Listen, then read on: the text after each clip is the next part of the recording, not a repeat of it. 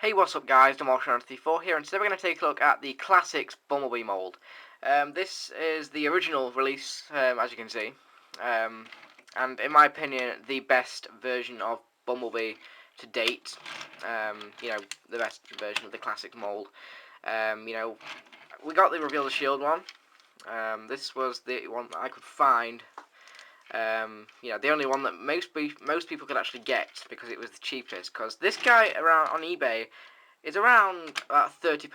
I was looking for him before Auto Assembly, and I kept seeing him on eBay for like £40, 30, 40. So definitely way more expensive than what I wanted to pay. So I ignored the eBay prices and I grabbed the Reveal the Shield one. However, I went to Auto Assembly, as you know, and I managed to find this guy for £10. So what a steal. Anyway, on to the review. Bumblebee is a very nice sports car. He's not a VW Bug, obviously. Apparently Volkswagen didn't want their product associated with war. But overall, I do think this mould, the overall vehicle mode looks good as Bumblebee. It definitely does suit him. He's just a little sports car, but I really like him. He does come with this kind of jet ski trailer thing. It is kind of shitty. It transforms into a jetpack. Now, I don't really have too many problems with that, but why a jetpack? Why couldn't they have made it transform into a gun? But it does just peg onto a tow bar like that. And it's okay, but if it could actually stay on solidly, I mean, it barely goes on, and it usually comes off. So, but I never really use it in the vehicle mode anyway. But overall, I really like this vehicle mode. It's a very cool vehicle mode. To transform Bumblebee, what we're going to do is we are going to come around here. We're going to open up these doors like that.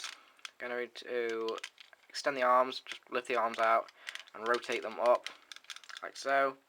Then going to rotate these up, peg them in, rotate this up and peg it in like so. Then we're going to come around here, take this, lift it up, just peg that in there, fold down the seats, fold this piece down, flip up the head, and I'll peg in there.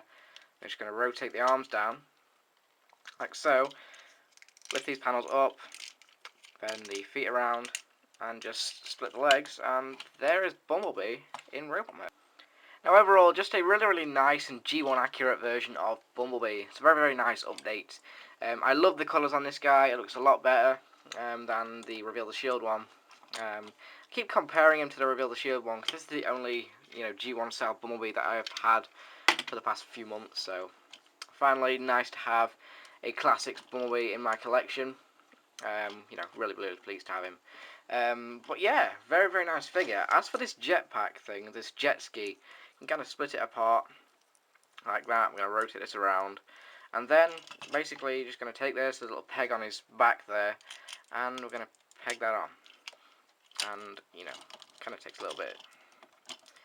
And there's the jetpack. It looks kind of dumb. It doesn't really look too bad, but you never use this in the show, so we're going to go for accuracy here, people. I'm going to remove that, and we just have a Bumblebee. Now, if there's one thing I don't like about this figure, it's probably the fact that it doesn't come with any form of weapon. I mean, a jetpack is not a weapon. So if you do have the Generations War for Cybertron Optimus Prime, you can just remove his gun, and it fits perfectly with Bumblebee, and it looks great with him. So do a quick swap over. I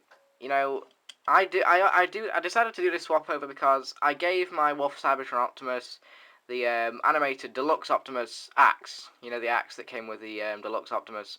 I gave that to my Generations Optimus, so he doesn't really need the gun anymore, so it goes to Bumblebee and makes him look a tad more cool. Because let's face it, Bumblebee was far from badass in the show. I mean, it was just one of those characters that was more likely to get owned than a friggin' human. But I like Bumblebee. He's cool. Now, in terms of articulation, he has some very nice articulation actually.